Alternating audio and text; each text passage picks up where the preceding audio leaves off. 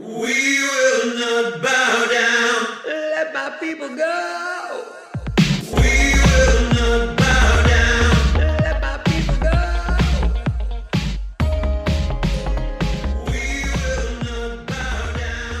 Let my people go. Well, hello, ladies and gentlemen, and welcome to the inaugural Politics in Pubs of the Central London variety. Those of you that don't know me, although you may just have been introduced to me, my name's Dan Heaton, and I will be your compere, as it were, for this evening. But I am by far not the most important person here today.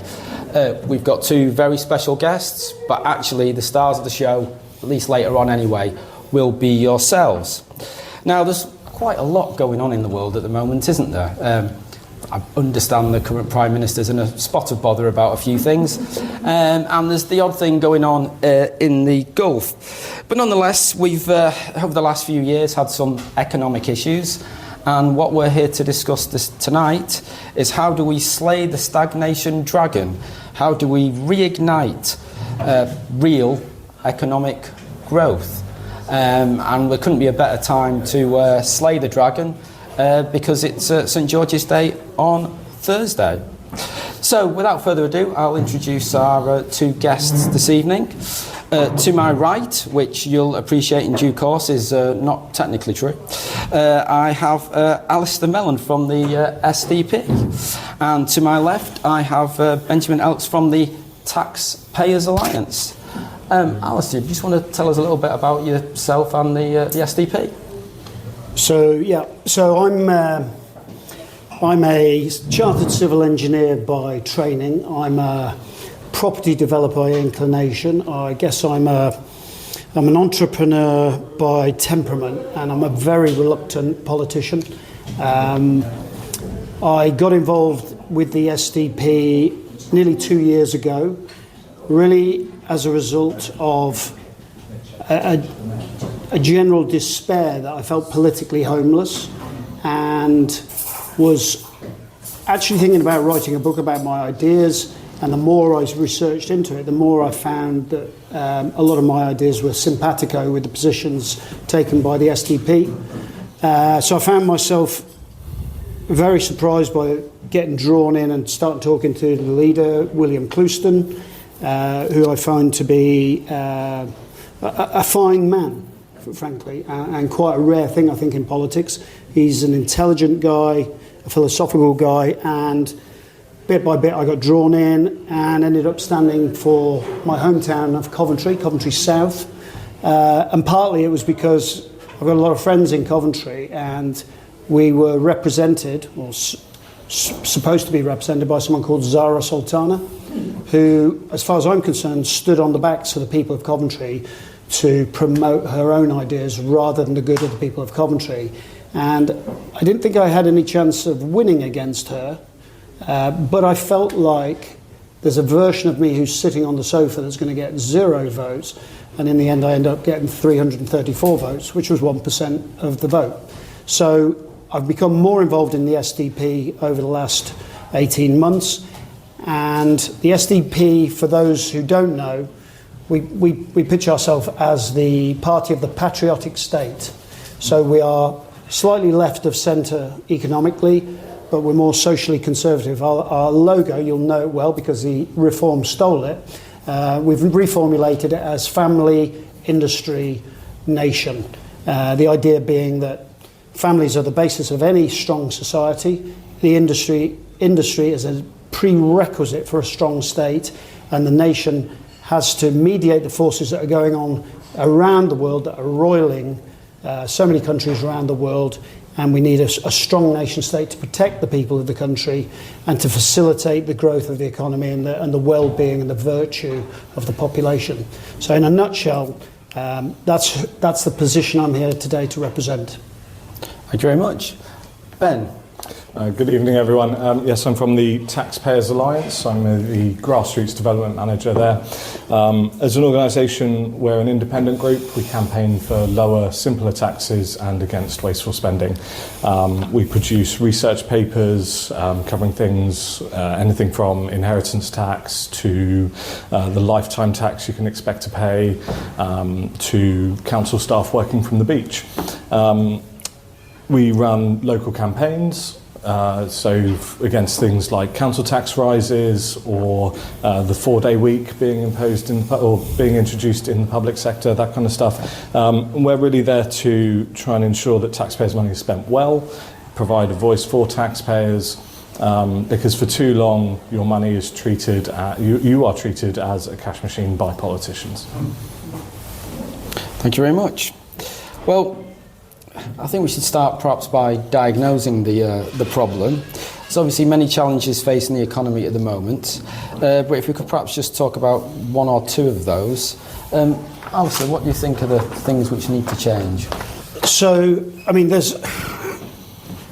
I guess the subject that's talked most about, which I'm not going to talk about today, because there's so many people pitching in it, is the question of who are we as a body political, and sitting at the heart of that issue is immigration and the levels of immigration. But I don't think that talks to the kind of issues that we were briefed on to read into. So I want to talk about much more on the economic side, because the SDP, as I mentioned earlier, is distinctive in as much as when you look at all of the surveys I've done of the opinions of British people, most British people are socially conservative, and most British people are slightly to the left of centre economically, and that's where we very much pitch our ideas. Of the two key issues that are impacting on our ability to grow the economy, and I think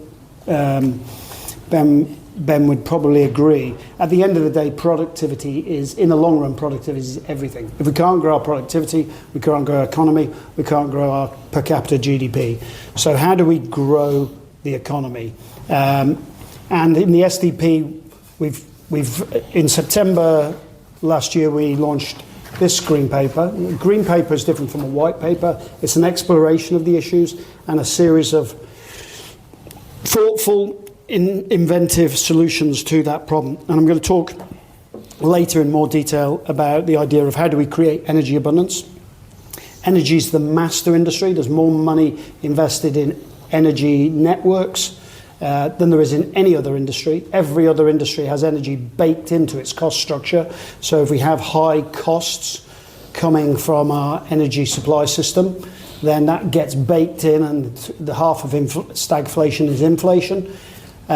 We've seen since 2005, in real terms, 305% increase in the cost of electricity. We have the most expensive wholesale and retail electricity in the world. I think we probably, we're neck and neck with Germany, who also have a disastrous energy policy.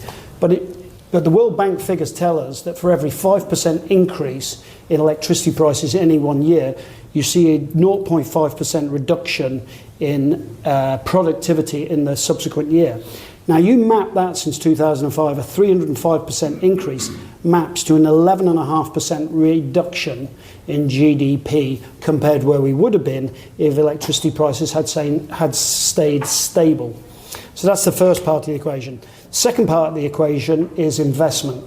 Now, I'm going to inveigle you all in a verbal NDA now, because this is embargoed until the 30th of this month, and it's called The Investment State. And it's our exploration of where we are vis-a-vis investment in the British economy. And just to give you the headlines, from 1945 to 1975, on average, the British state invested 6% on research, development and infrastructure, and about 6% on entitlements and benefits. From 75 to today, the average has been 1.7 and 12. So 6 and 6 to 1.7 and 12% on entitlements. 63,000 new people joined the universal credit roll last month. So what we say in the SDP is, no one's coming to save us. We have to save ourselves. There's no cavalry coming. If we don't form the cavalry, if we don't learn to ride a horse and slash a sabre and use a lance, then no one's going to do it for us. So our solution is we got to look at these absolutely enormous issues which underpin the ability of the economy to grow, and we need to address them. Outside of that, I think Ben will be surprised to hear that we think the government does far too much, and it does it badly. Now, if you're doing 10 O-levels and you're screwing up in your mocks, it might be a good idea just to take 8 and really focus on them. That's our strategy for government. We think that we should be doing far, far less, but really ultra competently. And once the government can do those basic things that only government can do competently, then we can think about addressing some of the other issues. So in a nutshell, hopefully that's a reasonable start. Less and better, I think is what you're saying. Now, would you disagree with that, actually? I think there was a fair bit in there to agree with. I think if we're sort of really trying to nail down why has Britain got a sort of stagnation problem, fundamentally we need to look at our levels of spending and our levels of tax. At the TPA, we actually did some research looking at how much tax you can expect to pay over a lifetime. The average household is now on the hook for over £1.2 million over its lifetime. At the same time, government spends £1.2 trillion every single year. So we're looking at 1 million households working for their entire life in order to pay for 1 year of government spending.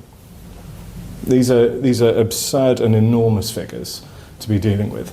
And we know that if you tax something, you get less of it. We see that with tobacco duties. We have sky-high tobacco duty, and so you then get less smoking. We have a sugar tax in order to discourage people from drinking sugary fizzy drinks. Now, you can debate whether that's actually had any impact, but the intent is there. So why on earth are we continuing to tax work, tax investment, tax businesses, tax families? What do we expect is going to happen? And the only thing that happens is we get this anemic growth that people don't feel better off because we are taking the money from their pockets.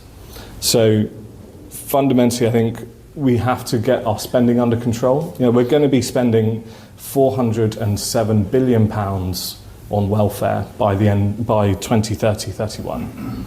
This is completely unsustainable. So we need to look at these big ticket spending areas, get those under control. We need to cut taxes in order to allow enterprise to flourish.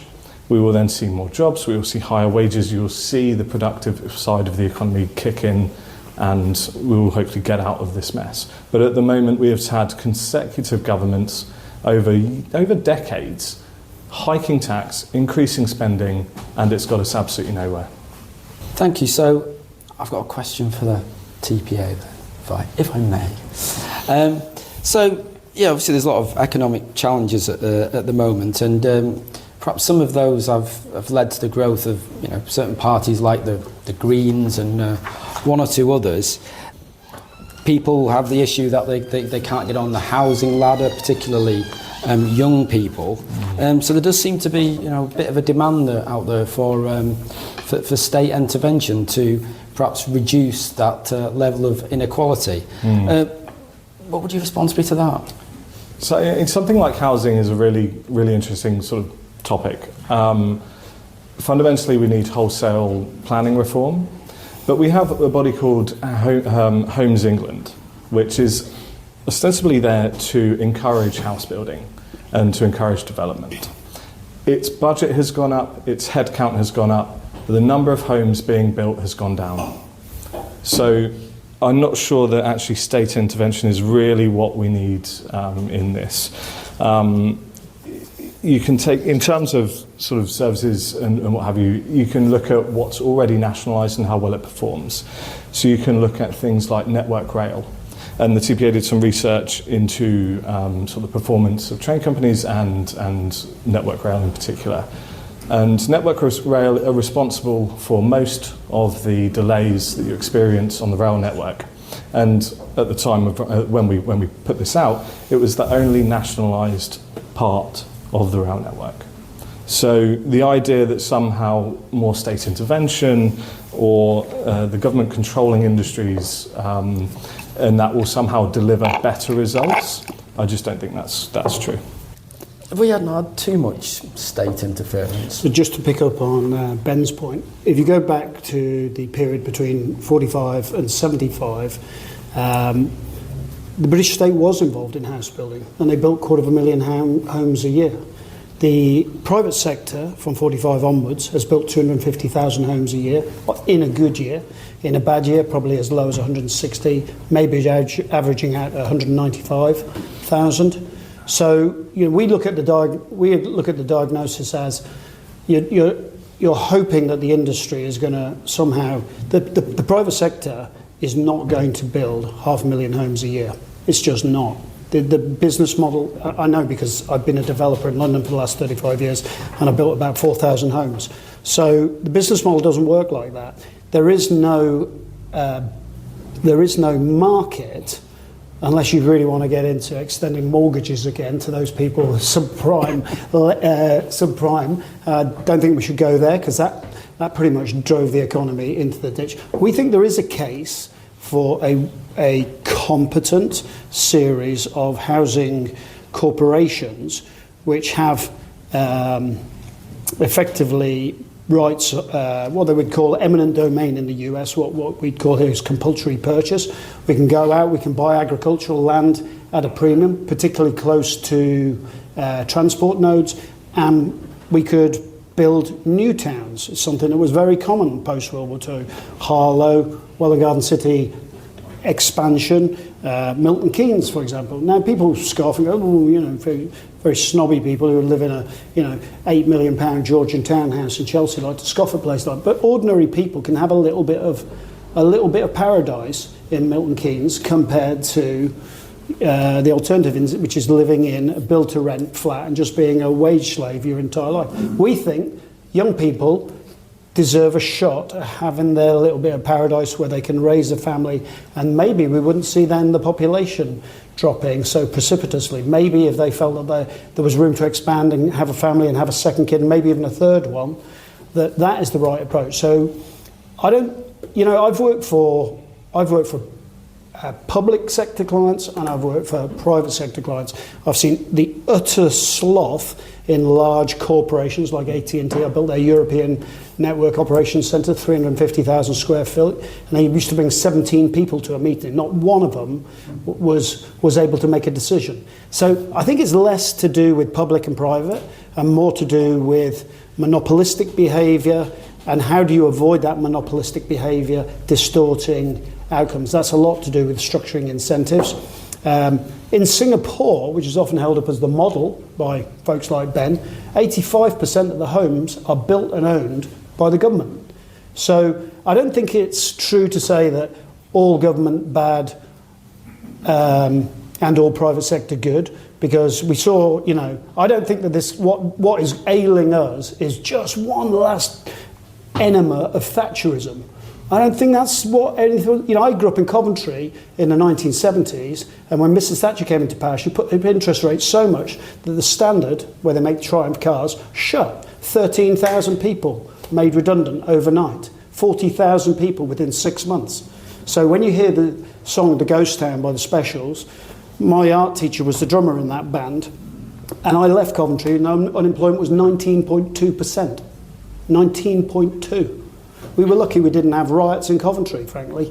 So I don't think that... I'm a capitalist in red and tooth and claw, but I think we have to accept there is such a phenomenon as market failure. I don't think there's any evidence to say that the CEGB wasn't infinitely superior to this bloody mess of these privatised electric companies. So just because... I think we fetishise privatisation and we fetishise the badness of the public sector. What we want is competence. And what we have to look to is where the models of competence exist. So South Korea, Japan, Singapore, where there is some sense of civic pride, and we need to instill these beliefs. And again, I do believe that it is the role of government to encourage the virtue in its people. That's what we should be aiming for, nothing less. We're not going to solve our problems while we all just look over our shoulder and well, that's somebody else's problem. So I don't think public-private is where the focus needs to be. It's on competence and how we hold people to account. We shouldn't have, we hear institutional failure. Oh, the institution.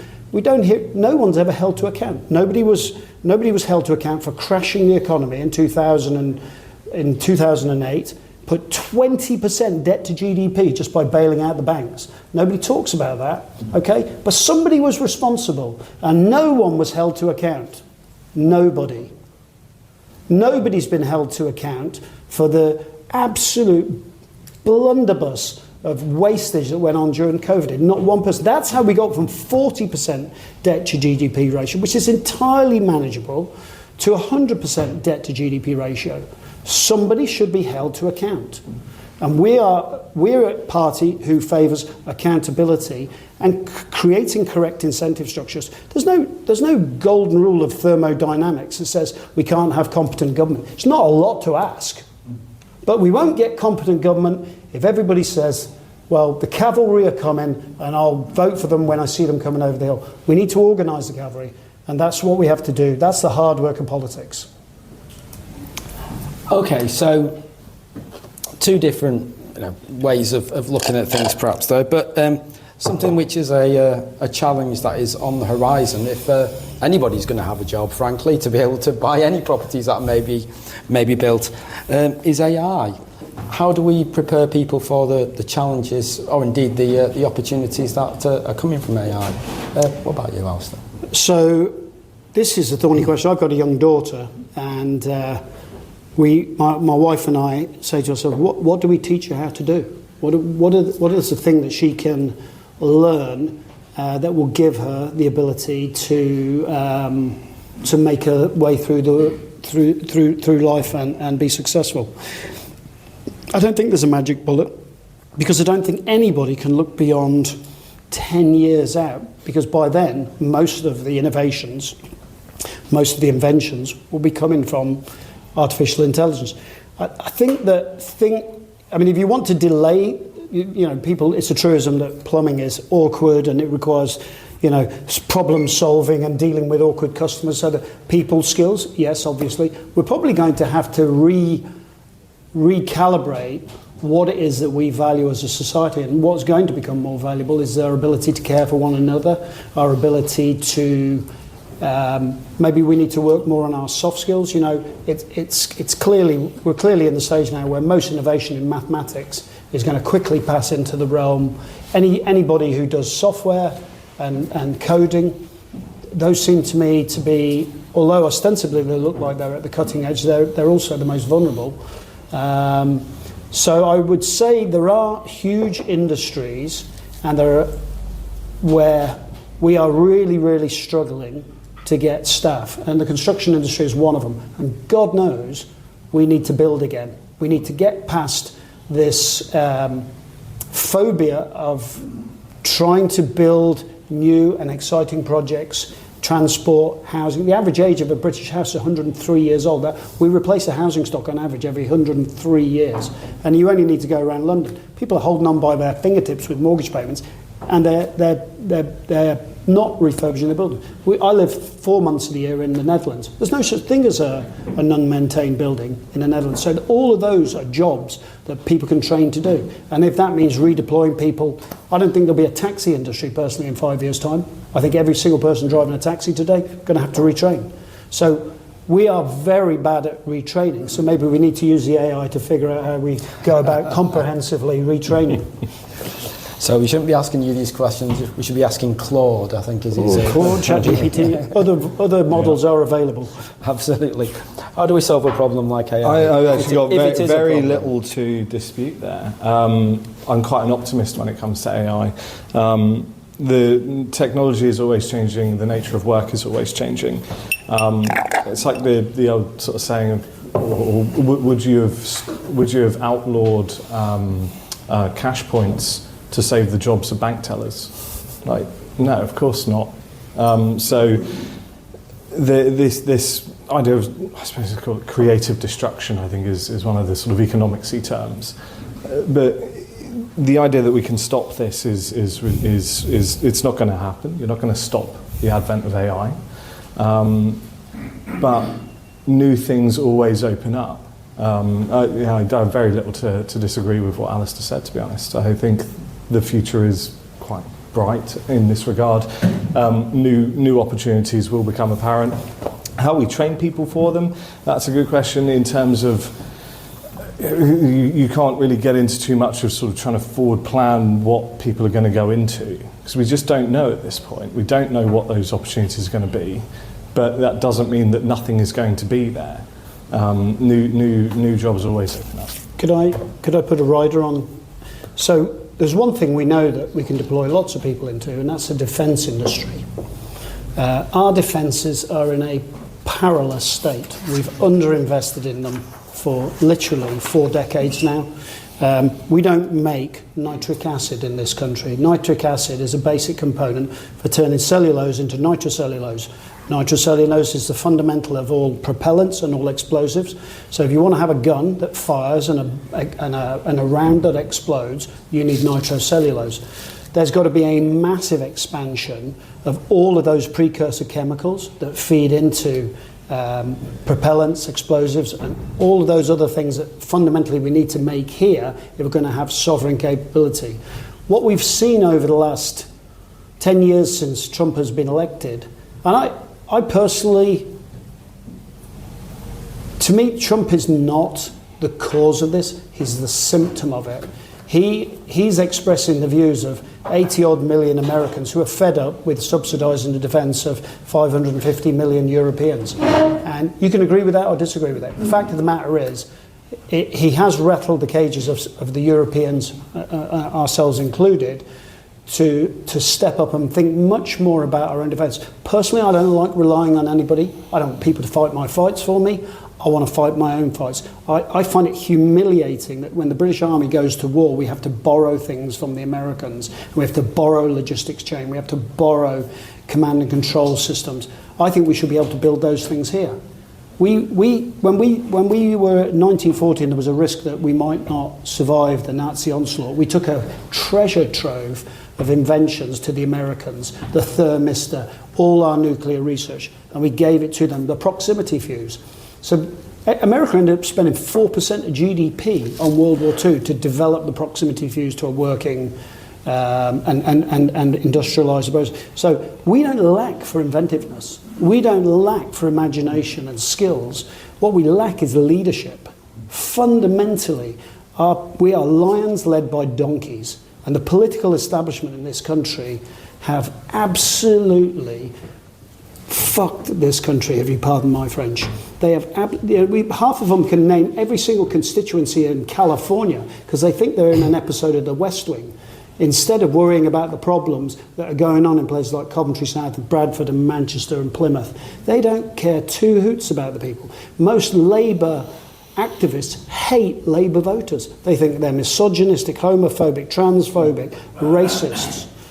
They don't like those people. So, but because we've had a tribal voting system for too long, which is now breaking down, we end up with the same people coming in over and over again. So defence is one massive area. We could absorb hundreds of thousands of people. We don't make the HF1 steel that we need to make shells. We've got 2 days' supply of shells left. We make in a year what Ukraine fires in 3 days. We are utterly defenceless. We can't man the ships we've got. The ships we've got are too expensive to lose. So the whole thing is a shambles. And we could generate masses of economic growth by investing in our industrial base and the defence capability that we need to defend the realm, which is the first, at the end of the day. Instead of this nonsense we're all listening to at 3:30 this afternoon, we should be talking about these kind of issues. Westminster is completely separate from what's going on in the country at large. Just quickly to put our defence spending in a bit of, give a bit of perspective to it. over the course of the Parliament, we'll spend about £270 billion on defence. And yet, as I said earlier, we'll do £407 billion on welfare in a single year by 2030-31. If you take the cumulative loss of GDP since 2005, the area under the curve, it's now at 11.2% of GDP loss. That obviously, when you grow GDP, then you're starting from a higher base the next year. If you take the area under the curve, it equals our national debt. If we had had electricity prices at 2005 level, we wouldn't have a national debt. Which, for interest, stands at about 2.8 trillion. And by the way, you can read all about that in Energy Abundance, which is available on our website, sdp.org.uk. These are the facts. We're not going to cut ourselves into growing the economy. We're already investing record lows GDP on investment in and infrastructure, research and development and infrastructure. You know, it's like screwing for chastity. It's ridiculous. You've got to invest, and you've got to have the confidence to invest. And if our young people knew that we would have the confidence to invest, they would stay and they would help us. They would help us to build the future for this country. Well, that brings me on very nicely to my next question. Obviously, you know, Alastair particularly, there's been going on about how we do have some inventive people in this country, genius if you like, but so often it's other countries that develop products and services. Ben, can you think of any reasons why, you know, talented youngsters might be leaving the country? Well, oddly enough, I might just try highlighting the tax burden that we're all struggling under, which is sort of record peacetime high. I think we've actually touched on a lot of it at the moment. Sort of housing is particularly an acute issue. The taxes we impose on investment, the taxes we impose on businesses, all of this it drives people away. So they move to more friendly jurisdictions where they can make their money, they can take their ideas, and they can produce products that ought to be produced here. But there are substantial sort of pull factors abroad, namely lower taxes, lower taxes and fewer regulations that they come up against here when trying to get sort of financing and get their businesses off the ground. Even things like sort of testing defence products. It's so restrictive in this country that companies are moving abroad in order to do that and then sell these products to friendly, if foreign government. So stop doing that. Naughty. What would you do to keep talented youngsters in the country then? Well, I don't want to say I'm a talented youngster, but this time last year I was in Saudi Arabia. I was offered a job to build the F1 track in Riyadh, which I turned down. And part of my rationale was, I'd rather build this country than other countries. I like it here. When we got back from Saudi, it was 45 degrees there in April, and I walked into my garden, and my pleached limes that I planted 11 years ago are finally starting to look good. And they were just, you know, that part in April where they're just out, and you touch them and they're moist, and it's got a sensual beauty almost. I think we have a fantastic country. We've got an amazing geopolitical position. I think we should be the richest country in Europe by a country mile. And I think that, you know, where are you going to go? Are you going to go to Dubai and have a Scud missile land in your balcony and hang out with Andrew Tate? To me, that's not appealing at all. I thought about the issues of the sclerosis, and I agree with what you're saying about that. But the cure to sclerosis is actually competence. It's not. We don't have to leave this country and go. There's nothing wrong with paying taxes if you felt that the money was being well spent, and I think that's the key differential. Again, you know, I suffered two catastrophic experiences in 1999 with the NHS. 2 family members died. So my daughter, my wife works in the Netherlands, and we're fortunate to have been the beneficiaries of the Dutch healthcare system, which is organised different than this behemoth NHS, which seems to have taken on the role of a quasi-religion in the UK, and yet the Dutch pay, I think it's about €1,500 per person more than we do. But the difference is chalk and cheese. It's like going from the first world to the third.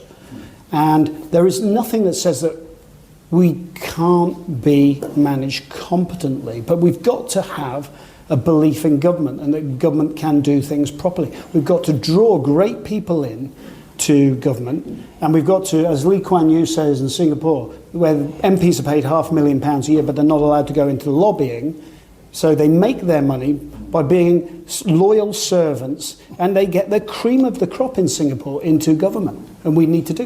You only need to look at the front bench of the government. It's a talent-free zone. There's 274 MPs who work for NGOs and charities. And all they're doing is paying these people to lobby the government to do what these people want to do. It's sectarian. We should put a stop to it. So I think we've got to say to young people, where are you going to go? I've looked at Texas. I've looked at Saudi Arabia. You know, I got burnt in Texas at 9 o'clock in the morning in April 3 years ago. So I think this is a great country. We've got to make it great again. That may be a hackneyed phrase these days, but I do think we can still do it. There is an immense pool of talent, but we've got to liberate the abilities and the energies of our young people and our older people. Just to the housing issue. One of the worst things we can do is the continual own goals. Take the building safety regulator. Can anybody put their hand up and say they know what it is? You've never heard of it? Yeah. You know what the building... After Grenfell I read it. Yeah. Quite a lot about it, yeah. So for 7 years they did nothing, and in the fag end of the Conservative government, because they're both as bad as each other, they create this absolutely diabolical idea that because Grenfell burnt down, it was a tall building, therefore we have to have one repository, one place where all experts on tall building safety. So they got the health and safety executive to set up the building safety regulator. They know nothing about buildings. They know about clipboards, hard hats, high-vis jackets, and steel toe caps and gloves and goggles. That's it. That's the extent of their knowledge. And they investigate what happens when there's an accident on site. But the building safety regulator went around and it stole all of the talented people from building control all over the country. And now if you are an investor in build to rent, for example, you want to build a 20-story tower in anywhere in the country, you submit your drawings, it's supposed to get a decision in 13 weeks, you're lucky if it's coming out in 2 years. So what happens to the internal rate of return if you're a developer? And there are plenty of people who came to invest in build to rent in this country, and they've all left. They're sacking their staff in the city, and they're taking their capital offshore. We've seen in the last 2 years in London, we've produced 3,500 new homes against the planned target of 190,000. That's a 98% reduction.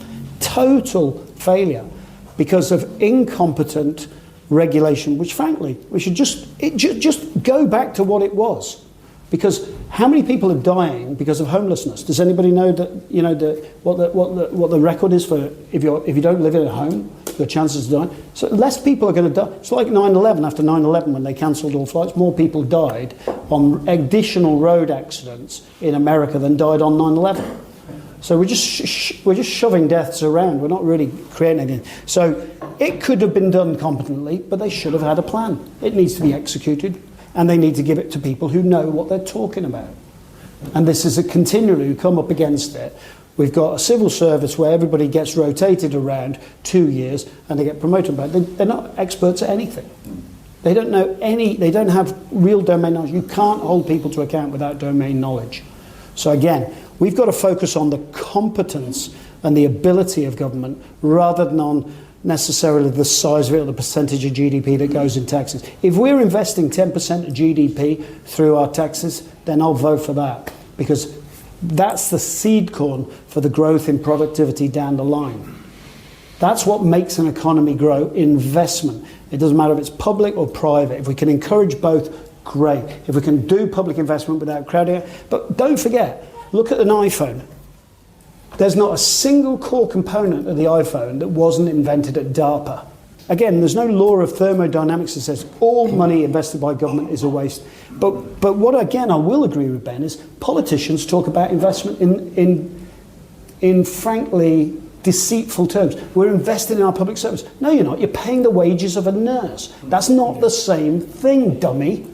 They're doing it to gaslight us because they're trying to, they're growing their voter base by having an entire army of people who are dependent on the state for their wages. And that, I'm 100% in accord with you. The other point to add just on what that's just about getting the best people into regulators and into government and the civil service and what have you. That's it. It's we're all for that. No issue with that. And we're all for paying them more. But you have to let the people that you want to come in from sort of the private sector and what have you, people with the knowledge, and let them get on with the job. But they're too hamstrung by the myriad of rules sort of regarding sort of HR and all of this sort of stuff that it doesn't allow them to get on. Take, for example, vaccine delivery during the pandemic. Whatever you think of the response to the pandemic, the fact of the matter is we did have a very efficient rollout of a vaccine. We were able to get this done very well because we had a small team who were free of a lot of the rules and regulations that would normally govern such a thing, and they were able to get on and do the job, and it worked. They were able to do it. But so we can't sort of just start saying, I appreciate you didn't say this, but like we can't just sort of say, we need to just pay people in these roles a lot more money in order to attract talent.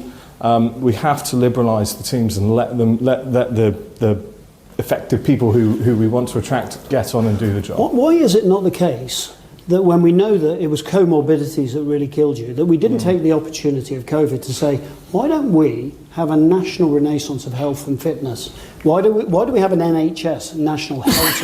Why don't we have a National Health and Fitness Service? Why don't we get every single person in the world in the country signed up to a personal trainer? There's some new jobs that AI can't do, by the way. We would save a fortune if people went to a personal trainer 3 times a week compared to going to the NHS when they've got chronic diabetes, which alone is going to destroy the NHS budget. Just that issue alone. That's not what big business wants, though, is it? I'm not even sure that it's down to big business. We could do that as the state, and we could pay 100,000 personal trainers up and down the country. Why not? So I will just say through the NHS budget. I will just say one thing on that before we move on to our final question, which is when the lockdown started, they told you not to go outside when it was sunny. Yeah. That's the dumbest thing you can say to people if you want them to stay healthy. On so many levels, but there you go. Exactly, so it was a crazy idea. Okay, we've talked a heck of a lot about the challenges that we face at the moment. If you could pick one thing, and I do mean just one thing, thinking of time here, then what would be the one thing you would change? One thing that could be done and relatively quickly in order if the idea is to sort of generate growth and what have you. The first thing I would target was employers' national insurance.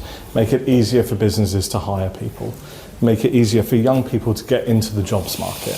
This is one of the massive problems with this government's hike to employers' national insurance that they did the other year. People with no work experience now can't get a job. And they will then never get that experience, and they are then condemned to a life on welfare. So, for one thing, employers' national insurance. Thank you. And briefly, one thing. I'd like to suggest one thing for Ben that he will agree with, which is I think we should reduce stamp duty, because what it has done is it's locked up the market unnecessarily. It's just about class warfare and jealousy. We should just accept that. Sorry, rich people do spend more on property, but the fact is they move the market too. So we should cut stamp duty, and that would get the housing market a little bit unblocked, and that would help. But the real thing that we should be doing is in building a brand new fleet of nuclear power stations based on a completely new paradigm. At the moment, we build it on the assumption that radiation is cumulative over your lifetime, when in fact the only longitudinal study ever done where every single member of the workforce at Newport News in the US, where they make the nuclear submarines and aircraft carriers, carry a radioactive monitor.